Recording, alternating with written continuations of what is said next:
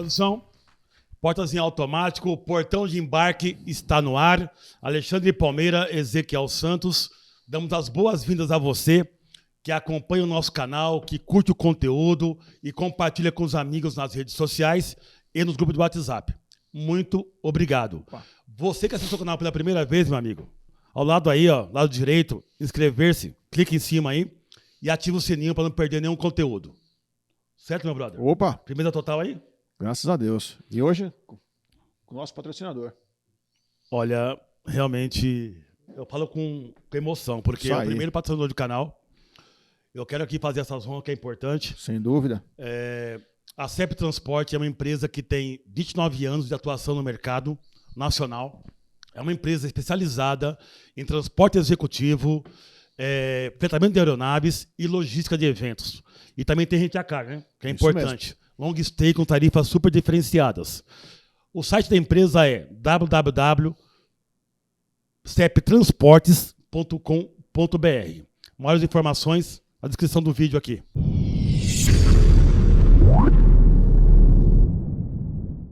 Isso aí. Ok? Bora. Dito isso, vamos lá. A celebridade de hoje, né? Opa! Nosso convidado hoje é o Igor Tobias, que ele é o diretor-geral da MCI Brasil. Muito bem-vindo, Igor. Seja bem-vindo, Igor. Muito obrigado pelo convite. É um prazer e uma honra estar aqui com vocês. Opa!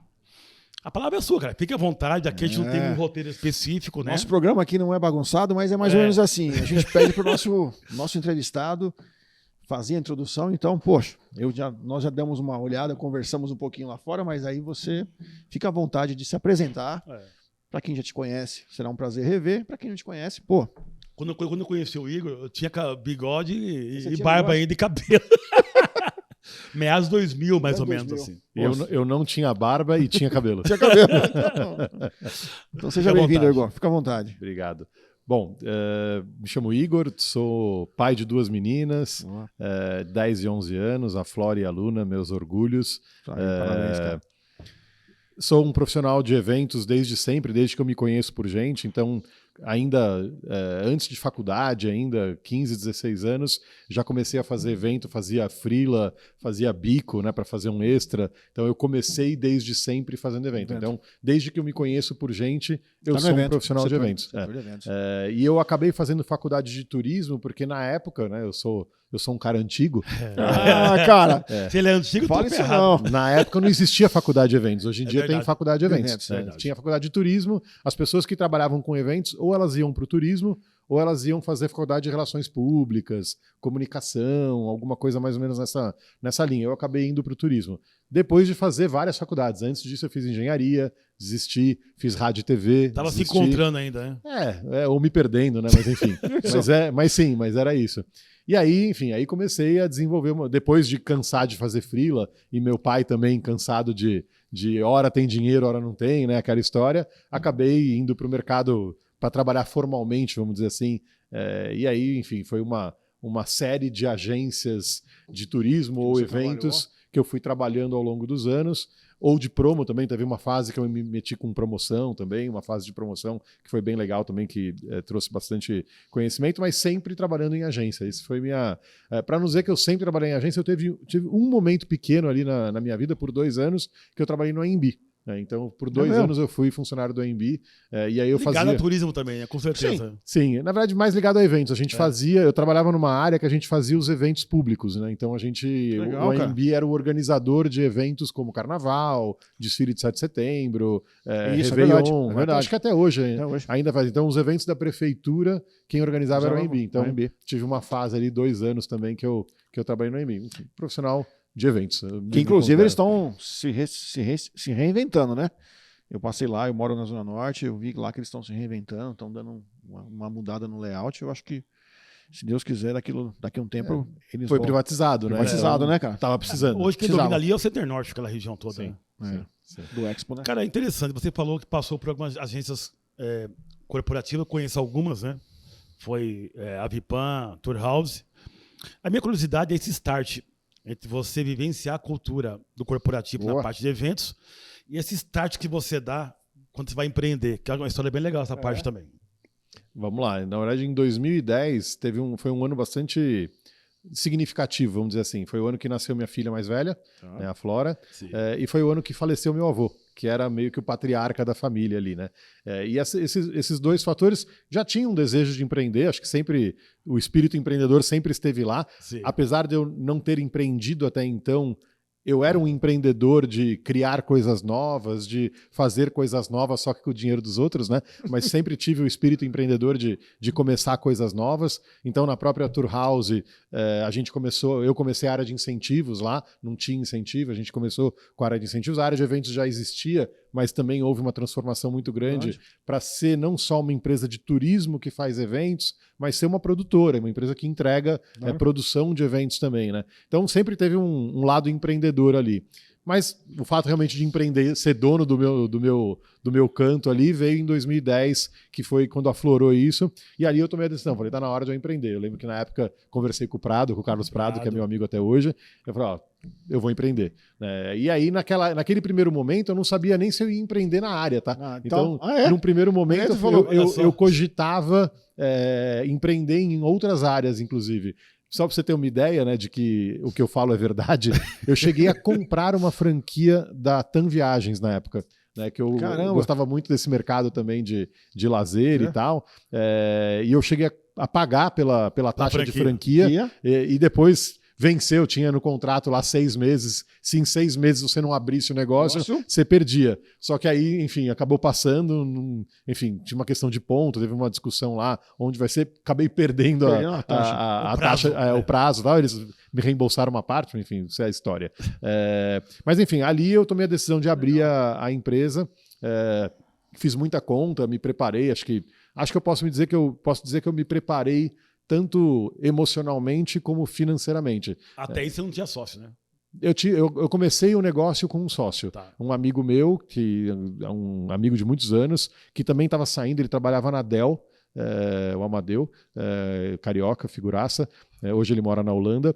E ele era um cara com background financeiro que eu não tinha, né? Eu nunca fui um cara muito de finanças, sempre fui um vendedor também, né? Um cara de vendas, ou de operação também, mas de finanças não. E ele tinha ele era contador de formação, inclusive. Cara, vem comigo, eu preciso de alguém com o teu perfil, né? E a gente começou a empresa no comecinho de 2011. Então, janeiro de 2011, a gente estava lá no setup da empresa. Março de 2011 o telefone já podia tocar e tocou. Legal, cara. E tocou. E aí eu tinha ali um prazo, é interessante porque eu gosto de contar essa história, né? Eu tinha um prazo de validade, eu tinha dinheiro para me sustentar e para sustentar a empresa por 18 meses. Então eu sabia que se em 18 meses a empresa não desse certo, eu tinha que fechar a empresa e voltar para o mercado.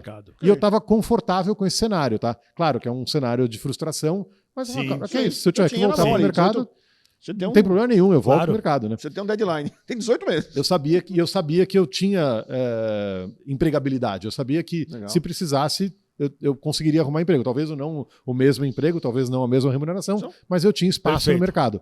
E, cara, deu super certo. 6 meses depois, a gente começou a tirar um pro laborezinho. É importante. Mais 6 meses pro labore melhorou.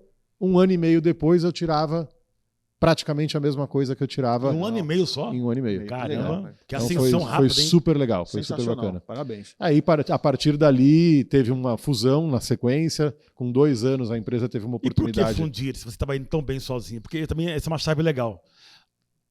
Talvez a sua ótica como surgiu essa. Você estava caminhando bem, de repente foi uma oportunidade. Foi uma oportunidade. Então, na verdade, o que aconteceu foi um concorrente que nos procurou.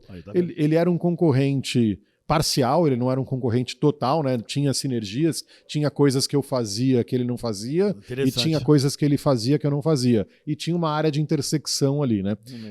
E ele era um cara que, o Fernando também, curiosamente, ele também mora na Holanda hoje em dia.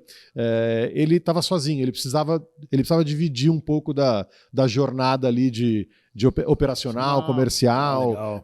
Ele estava estressado, ele estava claramente um cara que estava precisando de ajuda ali operacional, compartilhar decisão, enfim, ele até tinha um sócio que não participava, então ele foi muito flexível. Então, pra gente foi assim, eu até lembro que eu falei, eu lembro dessa frase que eu falei para ele, Fernando, não está na hora ainda, né? Não está na hora da gente passar por isso ainda. Ele falou, não se preocupa com isso, Até porque assim, tinha uma Sim. diferença de tamanho de empresa. Claro. Ele era praticamente o dobro da gente de tamanho.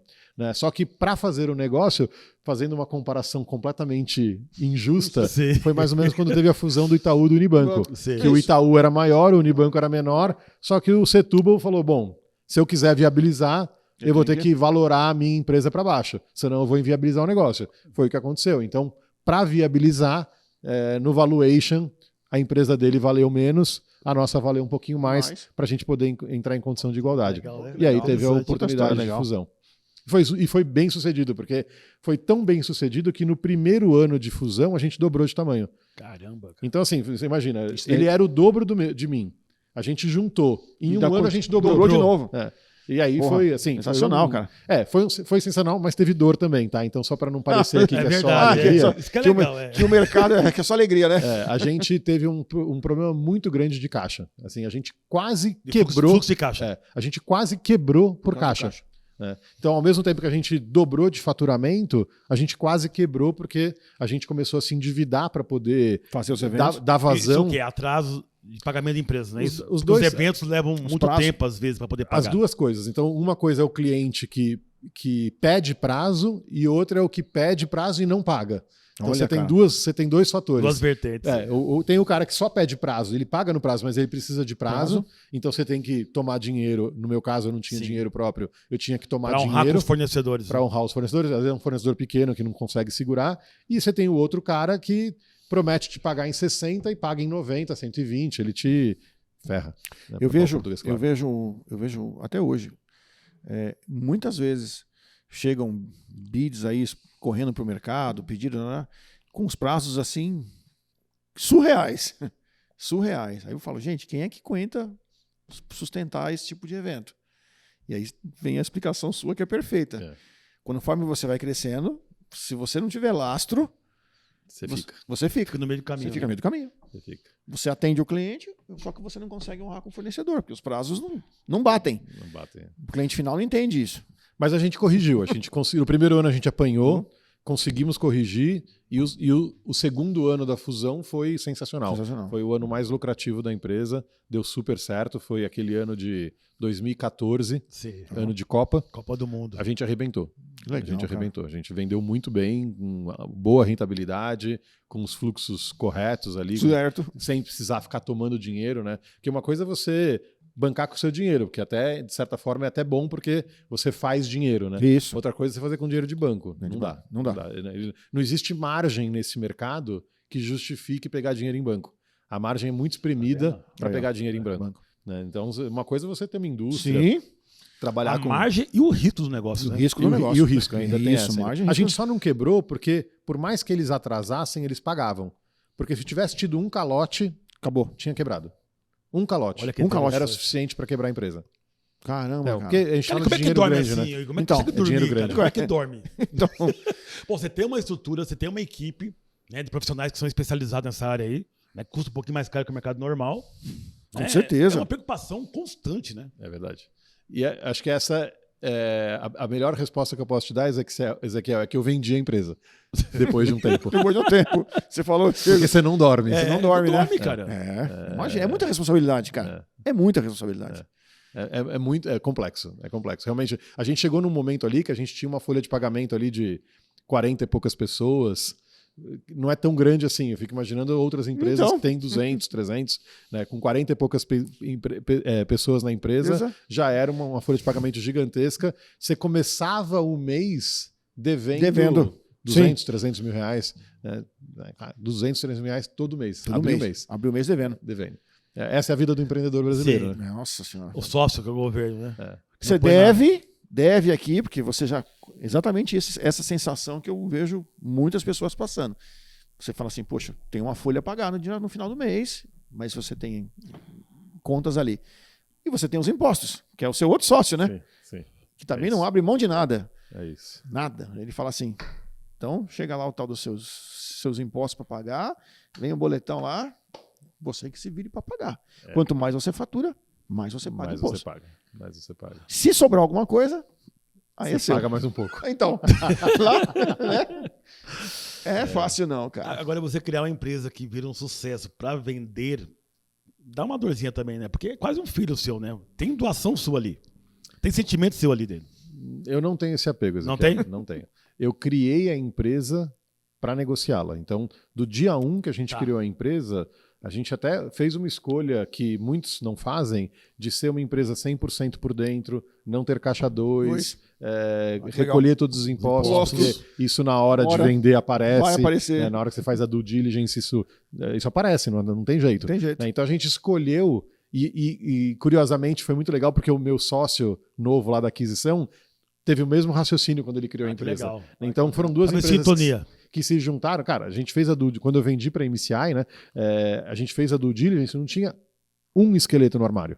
0. Show. Não tinha um imposto atrasado, não tinha nada. Não tinha um risco. Para não dizer que não tinha nada de ajuste no valuation, a única coisa que tinha eu estava no simples e a MCI estava no lucro real. E aí teve que fazer um ajuste. E aí você tem um decréscimo ali no valuation, porque não tem jeito, não tem como, né? Então você tem benefícios fiscais, mas coisa errada, esqueleto no armário, 0. Não tinha. Nenhum. E eu passei por duas do diligence. Duas? Essa é uma outra história interessante. Porque, bom, enfim, né? Vou continuar a história.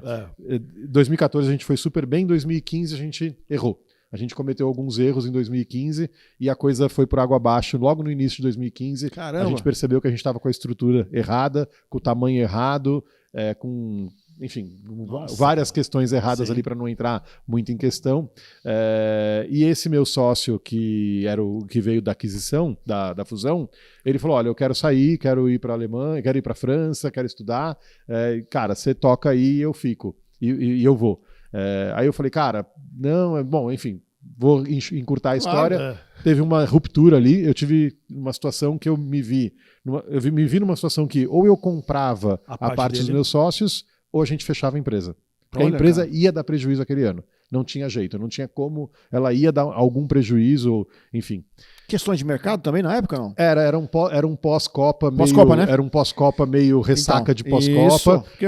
E erros nossos, tá? Para não botar a culpa no mercado, a gente errou. Legal. A gente cometeu alguns erros. Porque eu me lembro que, assim, o mercado nosso como um todo, né? Como o turismo, 14 foi muito bem para todo mundo, porque a gente dava aquela farra da Copa. 15 já estava no apagar das luzes, e 16 a gente começou a entrar em recessão. Sim. A gente começou a ter recessão, eu me lembro que o país estava com inflação já subindo, desemprego alto, e aí eu falei, estava encolhendo, então bate certinho aí. Bom, eu sei que ali a gente eu me vi numa situação pessoal, talvez foi o momento profissional mais difícil da minha vida.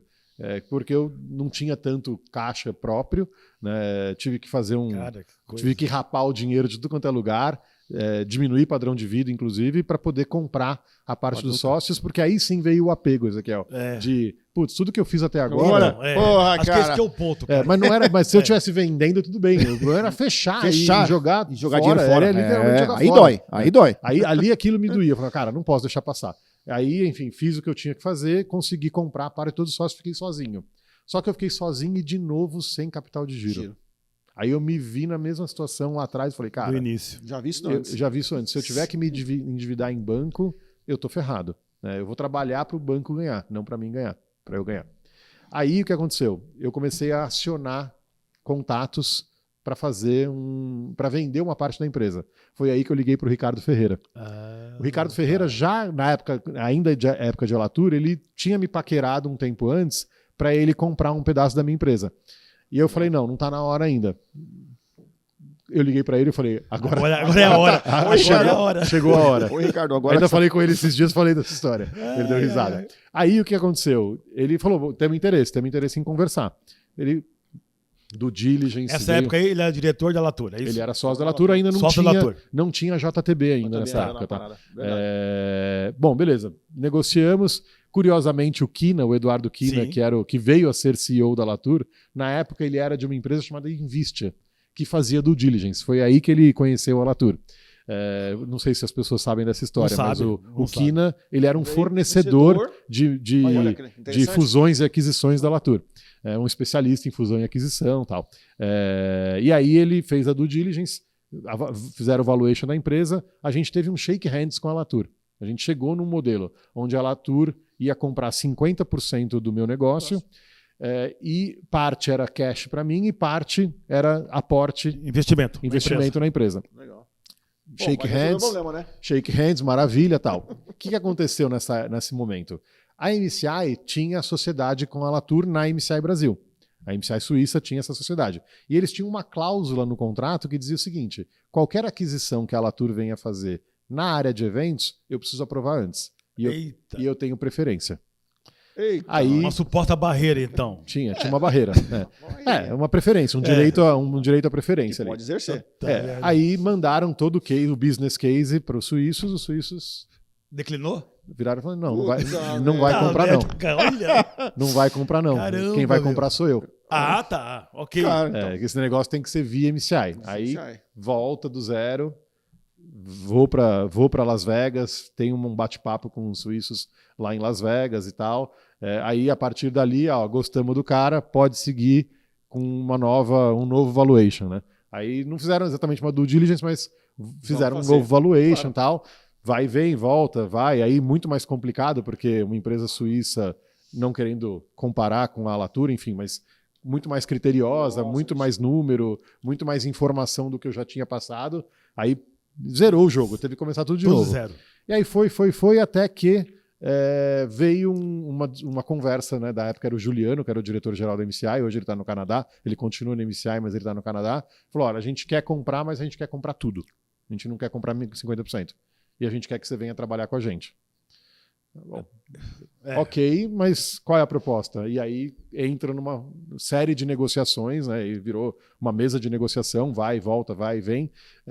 E até que um dia o Juliano, essa foi engraçada também, eu encontrei com o Juliano outro dia, ele falou que ele guarda o guardanapo até hoje. A gente foi tomar um café no WTC. Sim. Ele falou: tem um café ali no primeiro andar, tal, vamos tomar um café ali, vamos. Aí ele falou: cara, tá difícil fechar essa conta, não sei o quê, como é que você quer, quanto que você quer, se você virar executivo, e quanto você quer pela empresa, e não sei o quê, e qual que vai ser. Aí ele começou a me fazer um monte de perguntas e ele foi anotando no papel. num guardanapo. Olha isso, cara. É isso. Cara. E ele me voltou com a proposta do jeito que a gente tinha desenhado. Com base no documento oficial. Com base ali. no documento oficial, que era o guardanapo. E ali teve o shake hands, Caramba, ali teve Caramba, Que legal. velho, que sensacional. E aí eu virei executivo da MCI. Isso foi em 2016. Isso foi em 2016. 2016. Fala um pouquinho da marca como um todo, né? Para quem talvez está ouvindo e não conheça, o tamanho que é essa empresa, né? Quando ela nasceu, enfim. Legal. A MCI vai completar no mundo 33 anos, nasceu em Genebra, na Suíça, fundada por um casal, o Roger Tondé e a Úrsula, se eu não me engano, que era a esposa dele na época. Salvo engano, esse é o nome da ex-mulher dele. Ela não atua há muitos anos. Ela continua tendo um percentual da empresa, mas ela não atua. E o Roger é um empreendedor, assim, um visionário. Ele é um cara proveniente do turismo também. Ele veio também, como muitas pessoas do mercado de eventos, ele também é nascido no turismo, né? E ele tinha um incoming. Ele começou o negócio como um incoming de eventos. E aí, enfim, ele muito empreendedor, muito visionário, começa a crescer, começa a se especializar em eventos, atender empresas suíças, empresas de fora que queriam fazer eventos na Suíça. Rapidamente cresceu na Suíça, rapidamente começou um processo de aquisição dentro da Europa. Hoje, mais de 30 países. Mais de 30 países. Escritório em são mais de 60 escritórios em mais de 30 países. São 2 por país, então. Em média. É que você pega os Estados Unidos, por exemplo, tem 8, 10 escritórios. Né? Então, alguns países tem um só, outros países tem mais de um. China tem mais de um. Então, China você pega, tem Beijing, tem Hong Kong, tem Shanghai, também tem mais de um. Então, depende um pouco também do Macau, tem um escritório em Macau. Então, depende um pouco. Mas uma empresa que tem 1.600, 1.700 funcionários no mundo. No Brasil, a gente está com 100 pessoas, mais ou menos, 108, 107 pessoas. Um faturamento, uma receita, a receita do ano passado, que ainda era um ano pandêmico, né? Um ano ainda impactado, mas 250 milhões de euros, foi o reporte que a gente recebeu agora, 250 milhões de euros de receita. Tá bom, hein? De volume financeiro deve ser 1 bilhão e meio, sei lá, alguma coisa assim. Potência, hein?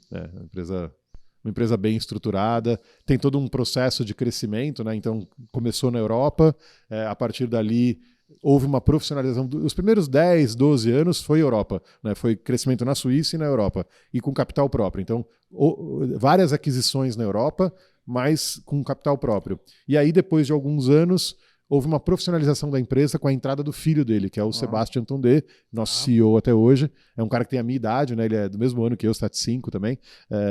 E hoje ele é o CEO da empresa. O Roger já se aposentou, mora no conselho. Mora no Marrocos hoje, mora em Marrakech, lá uma vida mansa. Tá curtindo a vida. Mas naquele momento, quando o SEB entra na empresa e há esse processo de profissionalização, a gente tem um aporte de um fundo, né? Então, um fundo de investimento suíço injeta dinheiro na empresa com um projeto de internacionalização, né? De sair da Europa, na verdade, de intercontinentalização, né? De ir para outros continentes, né? Então, porque na Europa ia muito bem, mas não tinha mais muito para onde crescer. E aí o processo era, para onde a gente vai agora? Foi aí que eles vieram para a Ásia, foram para a Ásia, América do Sul. Na América do Sul, o primeiro país foi a Argentina. Então, o primeiro país que eles entraram foi a Argentina. Depois Brasil, depois Chile, e por aí Colômbia, e por aí foi. Mas começou na Ásia, Japão, Singapura, China.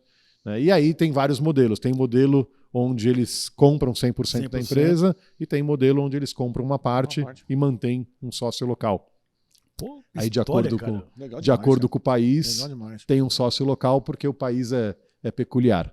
Precisa de uma cultura local. Minha curiosidade número 1 minha. Foi muito difícil para você adaptar a sua empresa para o modelo da MCI na época? Boa. Nunca é fácil. Nunca é fácil, né? Nunca é fácil. Eu nunca ouvi ninguém dizer que passou por uma fusão ou por uma aquisição. Ainda mais uma dessa aí. E falou que foi com soft. Sócio, né, com sócio Você conhece bem também. Então, você conhece bem isso aí. Mas eu diria assim, foi difícil por uma razão, na verdade. A MCI ela teve muita pressa no Brasil, então ela comprou 5 empresas no Brasil. Não comprou só a minha.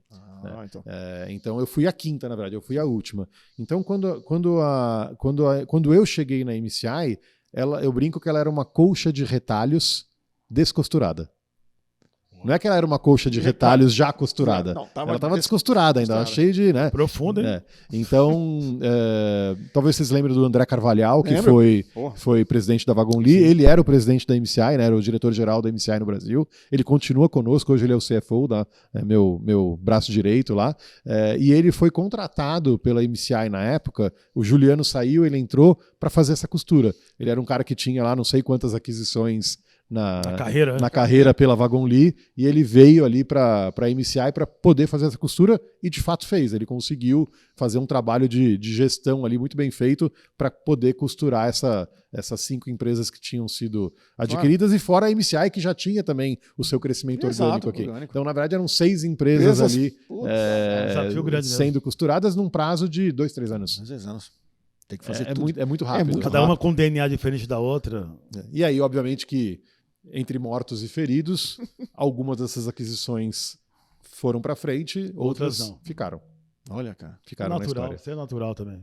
Faz sentido. Já vivenciei isso aí. É difícil. Você passou por isso. Você criar um DNA novo ou o DNA da empresa matriz é muito difícil. São pessoas envolvendo, né? São condições comerciais diferentes, culturas diferentes. Então, é um trabalho assim para o especialista mesmo. Né? Tem que ter uma mão muito ali forte para poder reger isso aí. Essa costura toda. Mas é difícil demais aqui. É muito difícil. Não foi fácil, não foi. Mas estamos aqui, sobrevivemos à pandemia, não foi fácil, foi uma pancada muito, muito grande no mundo todo, né? A MCI sofreu no mundo inteiro, não dá para falar diferente, né? Não dá qualquer coisa que diga que não. Foi uma pancada, a gente tinha 2.500 funcionários, caiu para 1.400, 1.300, agora já recuperou, está aí na faixa de 1.700 funcionários. Não foi brincadeira, não. Foi com certeza. Uma porrada grande. Todo mundo sentiu, né? É uma porrada grande. Olhando para o mercado B2C, o que é a MCI no Brasil? Qual que é talvez a ramificação dela de valor agregado do que ela se apresenta no mercado?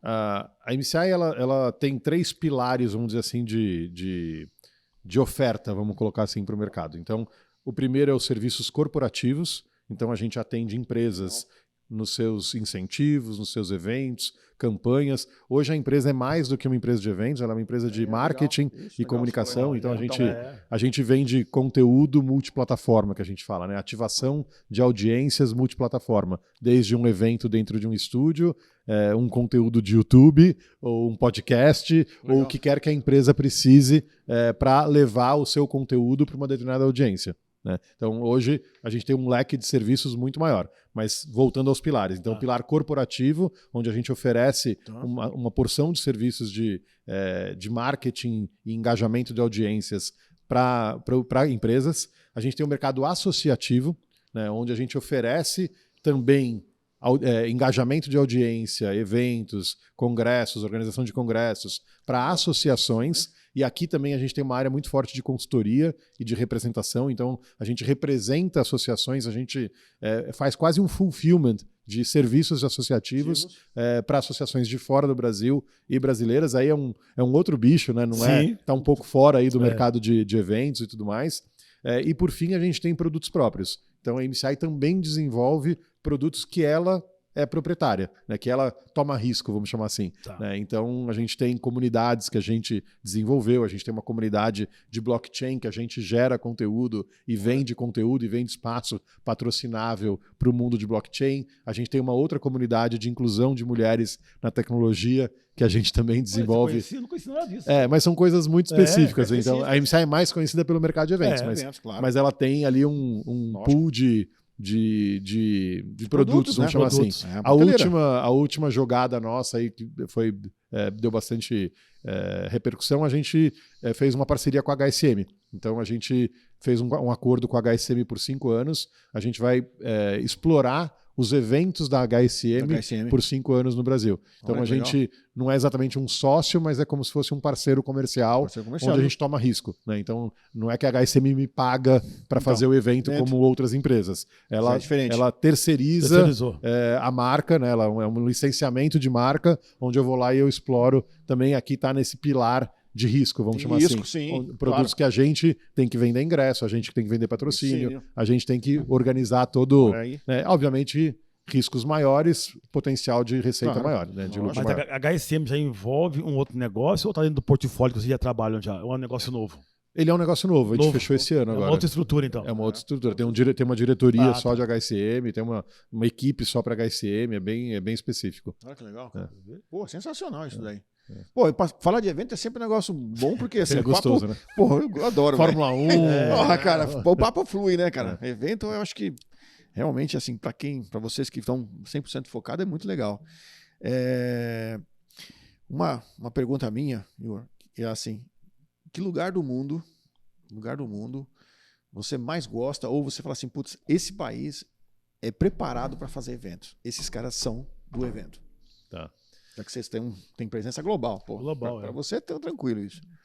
Você tem vários. Você gosta mais. Você tem vários aspectos, né? Então você tem. Se a gente falar de infraestrutura, Estados Unidos é imbatível, não tem jeito, né? Não tem como. Nada se compara a Las Vegas, por exemplo. Nenhuma cidade do mundo ainda não se compara a Las Vegas. Dubai, eu diria que está brigando para tentar ocupar esse espaço. De certa forma até ocupa, porque Dubai oferece... na verdade, Dubai é quase um país, na verdade. Né? Ela é um emirado que é quase um país. Então, comparar Dubai com Las Vegas, proporcionalmente, não é fair, né? Não é justo. Mas Estados Unidos, assim, de fato, funciona. Assim, infraestrutura, atendimento, serviço... Eu ainda acho, né? Se isso não mudou essa conta, eu acho que Las Vegas ainda é a cidade do mundo com o maior número de quartos disponíveis. Acho que ainda é. Provavelmente. Eu sei que Orlando está chegando muito perto. Já venho escutando isso há um tempo, que Orlando, na Flórida, mas é por causa dos parques, óbvio, vem se aproximando em número de quartos de Vegas, mas Vegas ainda é disparado o maior número de quartos para uma cidade tão pequena. Já estive lá e eu sei que fala, poxa, é surreal aquilo, né? Sim. E eu adoro. E eu vejo que Dubai está correndo atrás. Tá ralando para fazer. Mas esse é o aspecto de infraestrutura. Aí você tem aspectos culturais, você tem aspectos de atendimento. Claro. Os Estados Unidos é mais inflexível. Você vai para o México, que a gente conversou um pouco. Tem muita infraestrutura, né? Os caras são super preparados, também, né? Hotéis muito grandes, com uma flexibilidade muito maior, mais parecida até com a cultura brasileira. Então depende muito. Agora, para comer, por exemplo, eu acho que a Europa... oferece coisas muito mais interessantes. É mesmo? Né? Porque aí, de novo, que Claro. aspecto do evento você está olhando, é, né? é. Se a gente estiver falando de viagem de incentivo, é Isso, outro jogo é outro de jogo. novo. É outro jogo. Então tem não é uma resposta simples, é uma Não é resposta engessado, né? que tem vários olhares, depende do olhar, É. depende do olhar que você vai que você quer ter, né? Eu acho que depende muito do objetivo do evento, né? Exato. Qual que é a estratégia? O que você espera? Você tem que fazer o filtro lá e falar, putz, esse cara aqui tem O que você espera alcançar desse evento? Esse evento. Tem isso. Né? A gente tem uma área de viagens também que é bastante significativa. Dentro daqueles serviços corporativos, para não falar que eu fugi do turismo, né? Isso, claro, pô. Hoje, 20% do nosso negócio são campanhas e viagens de incentivo. Que legal. Então a gente. Com as empresas diretamente, com as empresas. Sim. Então, esse ano a gente vai fazer aí uns 30 grupos de incentivo, mais ou menos. Tinha uma demanda acumulada, né? Eu diria que está um pouco acima do que a gente costuma fazer, mas a gente deve entregar esse ano uns 30 grupos de incentivo, mais ou menos internacionais. Todos internacionais, desde Dubai teve 2 grupos esse ano, Grécia 2 grupos. Olha que legal. Aí Portugal, Mas Espanha. grupos envolve toda a estrutura da MCI, no caso da matriz, ou é só Em segmentado? alguns casos, sim. Em alguns casos, a gente usa a estrutura local da MCI. Para tocar. Que legal. Em alguns casos, sim. E qual que é o share do Brasil nesse negócio todo aí? O peso nosso, o ranqueamento ou participação? A MCI Brasil hoje, ela é provavelmente a 8ª maior, o 8º maior escritório do mundo. Bacana. De 31, mais ou menos? De 31. Só não é maior por conta de câmbio. O câmbio não me ajuda. Aí, ó. Então, por quê? Porque na hora que você vai ranquear, você não ranqueia na moeda local. Você tem que internacionalizar todo mundo. E aí todo mundo vai para o franco suíço, que é a moeda oficial da empresa, e aí meu share vai lá para baixo. Se não fosse isso, eu diria que, por exemplo, se a gente pegar, por exemplo, quantidade de eventos e tamanho do escritório, provavelmente a gente seria aí 4º ou 5º. Né? Mas por conta do câmbio, eu caio lá para 8º, mais ou menos. Olha, cara. Mas é uma boa posição também. Cara, lógico que é. Sensacional, sensacional. Tudo bem, mas tem países muito menores, né? Portugal, Irlanda, Índia. Bom, Índia não é tão grande, não é tão pequeno, mas Arábia Saudita. A gente tem escritórios em países pequenos mesmo, né? Certo. E tem escritórios que vão muito bem. Por exemplo, o escritório de Dubai vai muito bem. Singapura, a gente ganhou um prêmio agora em Singapura de melhor agência de marketing do ano em Singapura. Então, Austrália a gente vai muito bem. Então tem países que a gente performa muito, muito bem. Mesmo com o país não sendo tão grande. Não tão grande. Você vai em todas as premiações, você participa das premiações, você como executivo do Brasil. Quando o MCI Brasil ganha, sem dúvida. Quando a MCI Singapura ganha, não. Aí vai o meu par lá de Singapura. Com certeza. E falando de Brasil, né? Nosso mercado, como é que você vê o mercado de eventos para esses próximos anos? Porque vamos esquecer essa questão de pandemia, isso já foi. Mas daqui para frente, você acha que os eventos presenciais têm potencial de crescimento para os próximos anos? Eu acho que a gente... Meu palpite, né, minha visão de negócio é o brasileiro adora eventos. Adora eventos. E isso está comprovado nesse pós-pandemia não, porque não terminou a pandemia ainda. Vamos falar mas de pausa. Esse arrefecimento da pandemia mostrou o quanto o brasileiro gosta de eventos e quer fazer eventos e quer participar de eventos e quer ir para eventos. E gosta de estar presencial. E quer presencial. Quer presencial. E quer presencial. Ele quer a liberdade de eventualmente consumir um conteúdo, uma parte do conteúdo online. Né? Todo mundo quer flexibilidade. Mas ele quer ir pro jogo. Ele quer estar lá. Ele quer estar lá. Ele não quer ficar em casa, não. Ele quer ir pro jogo. Eu acho que isso está provado nesse arrefecimento da pandemia. E a gente está fazendo muito mais evento do que a gente fazia antes. Presencial. Muito maiores. Você quer um dado super interessante? Por favor, cara. A gente tinha, historicamente, quando você vai fazer um evento, sua festa de aniversário, seu casamento, não importa, 30% de quebra. Então 30%. Você convida 300 pessoas, vão 200. Você tem um histórico, uma média histórica uma de 30% de quebra. Uma média. Talvez o seu casamento seja um pouco diferente, mas a média é 30% de quebra. Esse ano é 10%. Olha a quebra saiu de 30% e moveu para 10%. Para 10%. Ou seja, as pessoas confirmam e vão. Esse é um É dado. uma Isso é um necessidade, dado. Olha né? que legal. É uma necessidade que vem Isso em é função ótimo. do cenário, né? E ele é um dado que mexeu, inclusive, com a lógica das empresas, porque o cara se preparava para a quebra histórica dele. De 30, não tem mais a quebra de 30. E aí a quebra vem só de 10. Só de 10. E aí a comida, e aí Tudo mudou. E aí Tudo mudou. Tudo mudou. E aí você tem um problema de falta de mão de obra, que acho que esse dá outro podcast, né? Não, vamos É, falar. Vocês estão com tempo? Não, vamos falar. Tem tempo, Vamos falar de cara. mão de obra. Isso aí muito me interessa, cara. Esse virou um problema, né? Isso é um problema, né? Acho que todo mundo tá passando por isso, né? Só uma coisa, antes de citar esse tema que eu acho que é importante, essa questão da mídia falando do multiverso, como é que você vê isso aí dentro da área de eventos? Porque é uma realidade também isso aí, e tá cada vez mais forte. Experiências, né, nesse conceito aí. Quando a gente fala de multiverso ou de metaverso, né? Você cada tem um quer chamar de um jeito. macroverso, Macroverso. microverso, você tem um monte de opção aí, né? Para escolher. Eu vou dar exemplo. Eu tenho 2 filhas, uma de 10 e uma de 11. Elas se encontram com as amigas dentro dos jogos. Ok. Então elas marcam, elas vão para a escola, tem aula, se encontram e tal, e aí elas falam, então 5 horas todo mundo Indo no lá. Roblox. Pronto. É Aí elas têm a verdade, sala é delas verdade. no Roblox Sim. cara. e elas se encontram no Encontram lá. Roblox. Tem festa de aniversário Lá. dentro dos jogos, né? Então, para não ficar falando vários nomes de jogos Ok. aqui, né? Mas dentro desses jogos todos, Se encontram eles ali. são o nascimento desses metaversos. Todos esses metaversos, eles de certa forma já existem. E os games são a origem disso tudo, né? Isso Então, mesmo. os games são os grandes pioneiros dos versos, né? Isso aí. De qualquer verso que a gente tenha falando, seja um microverso, um metaverso ou um Sim. multiverso. Então, respondendo a tua pergunta, eu acho que é uma realidade, não é uma tendência. A única coisa é que talvez ela não seja a nossa realidade. É isso que eu ia pensar. Mas ela é a realidade, É a realidade. de um Sim. monte de gente, que hoje tem 10, 15, 18 anos.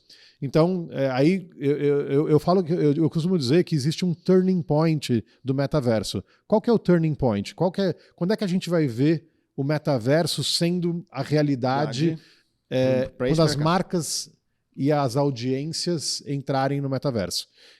Então vamos lá, vamos tentar colocar isso de outra forma. Isso, traduzir. A partir do momento que a audiência do evento passar a ser a minha filha, que hoje tem 11, Faz sentido, né? mas ela passar a ter 25 Cinco. e ela vai para o evento corporativo, Sim. né? Ela vai estar no mercado de trabalho e ela vai para o mercado corporativo e a Coca-Cola resolver ativar a marca dela Ela lá dentro. do metaverso, você teve o turning point. Não pode. Então o turning point ele vai Pô, acontecer muito legal, cara. Muito a hora legal que a isso. audiência e a marca Isso.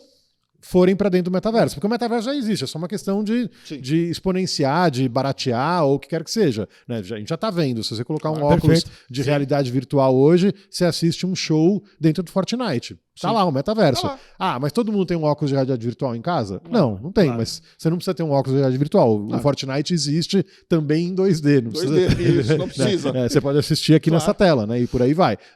Então, assim, vai ter um turning point Sim. que ele está ligado à presença da marca e à presença da audiência. Muito louco isso. Hein? É, Muito legal. amigão. Boa, É um boa bom- explicação, ficou bem claro. Mas hoje em dia já tem iniciativas. Então você já tem, por exemplo, hoje dentro do Fortnite, por exemplo, você consegue entrar no McDonald's e fazer um pedido como se fosse um iFood e você tem McDonald's sendo entregue na sua casa. Na sua casa. Então você está lá jogando Fortnite, E ao mesmo tempo você tá entra fazendo- no Bradesco, entra no McDonald's e fazendo você serviço. consegue pedir comida, pagar conta sem sair do teu Ambiente. metaverso, Ambiente. né, daquele verso. Daquele né? verso ali. Então, ou seja, viabilidade técnica, ela já está à Já tá disposição. à disposição. Já existe. Claro que vai melhorar, assim como tudo melhora, né? Claro. Qualquer experiência tecnológica melhora com o tempo. A bateria do carro elétrico Isso, durava melhora. 2 horas, agora ela dura 8 horas. Então, Evolução. claro que o metaverso vai evoluir em vários... Difícil dizer para onde vai, mas ele vai evoluir, sem dúvida. Agora, eu acho que o turning point, esse ponto de transição é marca e audiência. Legal. Pô, mais claro que isso é impossível. Porra, cara, que Puta sensacional. pariu, Puta, sensacional. demais, muito E bom. essa questão para vocês também deve estar pegando. A questão Da mão de obra. A mão de obra. Que acho que, assim, para o turismo como um todo, isso todo mundo que tem vindo aqui nas últimas semanas, É verdade, tem relatado a isso. gente tem tocado nesse assunto, né? Os últimos episódios, todos tem pelo menos um pedacinho, falando, putz, tá difícil, cara. Tá difícil. Eu imagino para vocês Sim, que sim. também É global. perderam muito. Esse é um problema global, Global. Alexandre. Então, sim, primeiro, né? Isso. Eu vim de um evento da MCI global que eu encontrei com os meus pares. Esse foi um dos problemas tratados por toda a liderança, né? Porque em todo mundo a gente perdeu mão de obra, o turismo, o mercado de eventos, restaurante, tudo, hotelaria, a gente perdeu mão de obra para outros mercados. mercados. Muita gente foi para a área de tecnologia, startup, o que quer que seja, né? Não volta mais. Então a gente vai ter que criar novas pessoas. Eu acho que a nossa missão agora como executivos da área é buscar essa garotada que está saindo da faculdade e mostrar para eles que é legal trabalhar no turismo, em eventos. Agora a gente tem um desafio. Eu vou te dar a Juliana Patti, presidente da Lagev, me mandou uma notícia esses dias num grupo que a gente faz parte lá, de uma rede hoteleira na Alemanha que ofereceu um benefício de R$500 para quem fica mais de 6 meses na empresa. E esse benefício de 500 euros, desculpa, de 500 euros, a pessoa pode fazer uma tatuagem, pode fazer um piercing, pode fazer não sei o que. Enfim, tinha lá o leque de benefícios. De né? Por quê? Porque essa geração não quer trabalhar em hotelaria. Então. Hotelaria presencial. É final de semana. É noite. É madrugada. Feriado. É feriado. Na aviação, muito menos. A molecada não quer trabalhar nessa área. Eu diria que na aviação ainda tem uma vantagem. Eu viajo. Isso.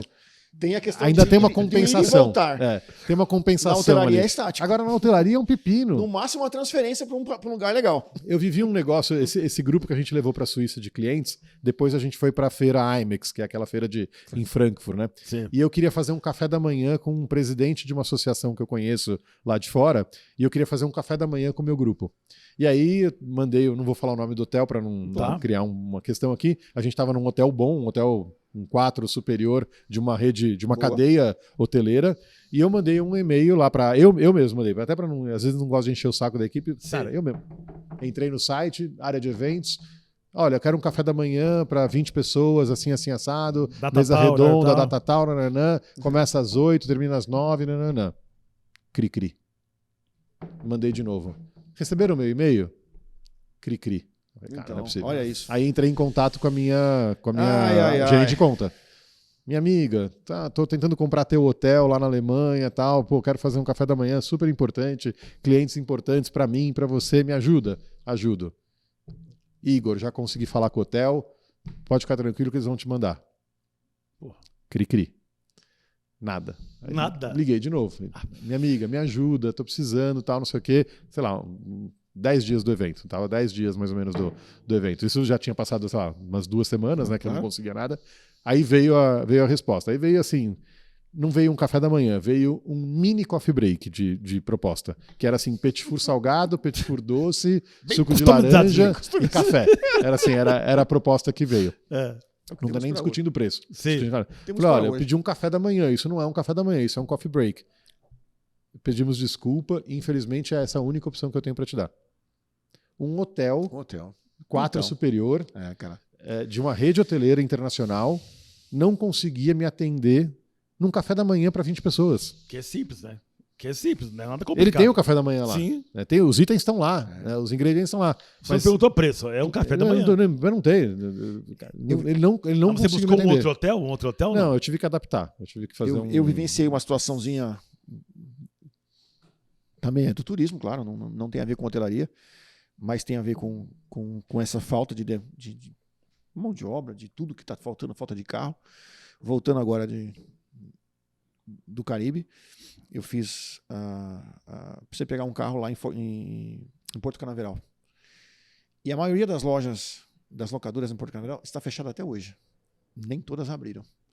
Então você imagina, para uma região pequenininha que é Porto Canaveral, não é uma região grande, mas você imagina, onde num sábado encostam ali 5, 6 navios ao mesmo tempo, desembarcam uma média de 3 mil passageiros de cada navio, a transição desse pessoal que chega de carro precisa devolver e a galera que está desembarcando precisa pegar carro. Você imagina como é que é a loja. É aquela bolsa de valores da década de 80, sabe? Eu quero, eu tô devolvendo. Cara, é surreal. Carro virou um problema por causa de chip também. Chip? Né? Não tem chip. Cara. Não tem carro, não tem funcionário, não tem nada. É um salve-se quem puder. É uma bagunça. Você Você falou, fala foi um assim, é efeito Estados- geral, né? E é Efeito Estados geral. Unidos, mas é bagunçado, cara. bagunçado. É bagunçado. Eles estão numa situação, eu aluguei carro Tá agora. complicado, cara. Eu voltei dos Estados Unidos agora, aluguel de carro virou um problema. Problema. A fila Filas gigantesca. imensas, cara. Eu demorei 1h30 para conseguir pegar o Nem carro. dá pra reclamar O carro muito, já né? pré-pago, tá? Carro Pré-pago, então. Você tá vendo que tá realmente assim, tudo tá realmente... o tempo de resposta é mais lento. Sim. Não dá mais, não é aquela coisa automação. Chega ali, entrega o voucher, pega o carro e sai andando. Não, espera um pouquinho só, amigo. Deixa eu confirmar se tenho disponível. Sim. O cara for muito bonzinho, ele te dá um modelo superior, não te fala nada e fala, vai lá, pega lá, tá tudo certo. Mas a gente percebe que tem falta de mão de obra muito pesada em todos os setores. Total. E evento, eu acredito que é isso aí. Total. A gente tem problema de, enfim, montadora, de Então. stand, problema com empresa de equipamento audiovisual. Então, Todo mundo tá com problema. E são empresas boas, empresas que a gente Claro. confia. Mas já ninguém. tem histórico já de trabalhar junto. Então, Empresas sérias, mas não tem mão de obra. Tem mão de obra, cara. O cara saiu. A gente vai passar por assim, eu acho que a gente vai passar aí por 2 anos de qualificação. A gente vai ter um período aí. Dois são anos. 2 anos que a gente vai ter que ter paciência e não adianta estressar. O negócio é treinar. O negócio é ter paciência, pegar na mão e Isso. ensinar as pessoas Ensinar a as pessoas a trabalhar. trabalhar. Cara, vamos lá, vamos junto aqui. Vamos junto. Isso. E essa experiência com o cliente, né? O cliente final, então. Tem que ter um tato muito grande também, né? Tem que ter um tato grande, tem que conversar com o cliente, assim, primeira coisa, não fecha as coisas em cima da hora. Então, Quem fecha em cima da hora vai pegar a equipe E. Não é nem a equipe B, vai pegar a equipe E do cara. Cara, você fechou em cima da hora, quem você acha que vai montar teu stand? É a equipe E. Não tem jeito. Quem acha que vai coordenar a mesa de som, a iluminação? equipe E. É a equipe E. É o que sobrou. Então tá Porque o cara- fadado a ter problema. Porque tá todo mundo desesperado. O cara não pode perder negócio, porque o cara tá tendo que refazer caixa, Nossa, tá todo tudo mundo lá de trás. querendo buscar lá de trás o Ah, prejuízo lá de trás. Todo mundo quer vender. As pessoas não vão É falar capaz não. de pagar mais caro e ter um serviço.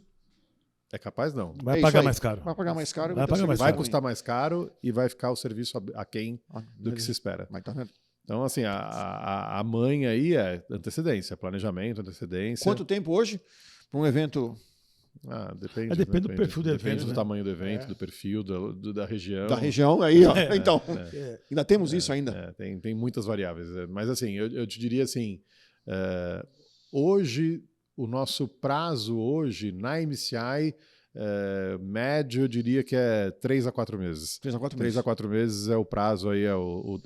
Agora, tem evento que eu estou há 1 ano e meio fazendo. Né? Tem evento que eu tenho ele há 1 ano e meio no meu pipeline, 2 anos no meu pipeline. Mas é exceção. Exceção. Eu diria que a grande parte dos eventos, 3 a 4 meses. 3 a 4 meses. A Copa do Mundo faz sentido para vocês? Copa do Mundo é um tipo de Não, operação? Nada, né? Vinculado? Nada? Não tem. Pelo contrário, na verdade, Evento de incentivo, talvez? Não a tem- gente brinca que tem algumas coisas que são agressores. Então, Não, são agressores no Tá. bom sentido. Entendi, né? entendi. Então, Breno, quando tem um Rock in Rio, ele é um agressor. é um agressor para Quando vocês. ele tem uma Fórmula 1, para mim ele é um agressor. Por quê? Sim. Porque o cliente deixa de fazer, Evento. aquilo deixa de ser uma data viável para mim. É. O cara não quer fazer evento naquela data. Na Copa do Mundo é um problema, ninguém quer fazer evento na Isso Copa que eu do tô Mundo. pensando. Todo mundo quer trazer para antes. Era a minha pergunta, era jogar pra depois. minha última pergunta para você. Copa do Mundo vocês vão parar, né? Sim, A nível Brasil, pelo menos. Porque assim, quem Assim, vai não- querer não- organizar? Infelizmente não tem como parar porque o cara não tem opção. Então, eu quero fazer em outubro. Não tem data, amigo. Olha, Se você quer fazer, vai ter que ser durante a Copa do Mundo. vamos no mundo. Então vamos escolher uma data aqui que não Que tenha o Brasil jogo do não Brasil. jogue. É, Então, Que não tem Alemanha, Não que tem não tenha... Alemanha, isso. Itália já não tá, né? Itália já não tá. Pode zoar. Pode zoar. Mas é isso, pega Isso. os campeões, os ex-campeões, Os bons, que fala, todo mundo pô, quer ver, essa né? semana Tira aqui- esse cara, Espanha e tal, tira esse cara do... Vamos pegar lá o jogo que tem, sei lá, Uganda contra Irlanda. E, pô, Beleza, beleza. vamos pegar esse jogo aí. Né? E você corre risco de ter que passar um jogo aí no meio do evento para alguém ainda, né, cara? Aí bota uma tela, bota um Isso, telão claro, lá, cara. porque o cara não pode perder Angola contra Então. Panamá, é entendeu? um Tipo, desafio mesmo. hein? Eu, com várias pessoas que eu venho conversando que estão no mercado, a mesma coisa. Todo mundo fala assim, cara, será que a gente vai emendar Copa com Natal e Réveillon? Eu falei, então, grandes chances. grande chance. Tudo caminha Não, para porque começa no mês de novembro, acaba temos em 50 dezembro. dias de marasmo aí. De Copa até Carnaval. Copa até Carnaval. Deus me livre, cara. Olha que maravilha, que feriadão, hein? Deus Pô, me livre. Tem um feriadão bom aí, começa na Copa e termina no Carnaval, hein? Eu acho que ali do dia 20 de novembro para frente, nós teremos aí um período aí realmente complicadinho para trabalhar, viagens curtas, as pessoas querendo fazer só bate-volta, e depois de um certo tempo, esquece, cara. Esquece. Eu Esquece. já acho que da eleição pra frente vai ser meses complicado já. Se tiver 1, 2 cornos, já vai ter já um... Que acaba mudando algumas coisas, né? Impactando. A gente vai falar de política? Não. Só isso aqui, ó. Não, é só pra dizer que não começa na Copa, né? A gente tem Eu adoro falar de política, mas eu não sou o cara mais recomendado. a falar de Nem política. eu, cara. aceitar a madeira. Eu posso surtar aqui, cara. Melhor não. Não, deixa quieto, deixa a política quieto. Fala de negócio que é mais importante. Mesmo. Legal, cara. Cara, assim, eu não conhecia assim, a vossa empresa, né? Já ouvi falar muitas vezes, mas a gente percebe é uma empresa assim, muito Legal, robusta, Claro. com várias ramificações, né, dentro da área que ela atua hoje aí, que leva muito valor agregado, né, para muitas pessoas, muitas empresas, né? É uma empresa, ela é complexa, É. né? Em termos de oferta, ela é bastante complexa. E eu costumo dizer que a área comercial ela tem um desafio muito grande de keep it simple, né? Mantém simples, porque Isso. você vai conversar com um possível comprador, um possível cliente, procure identificar primeiro o que esse cara está precisando.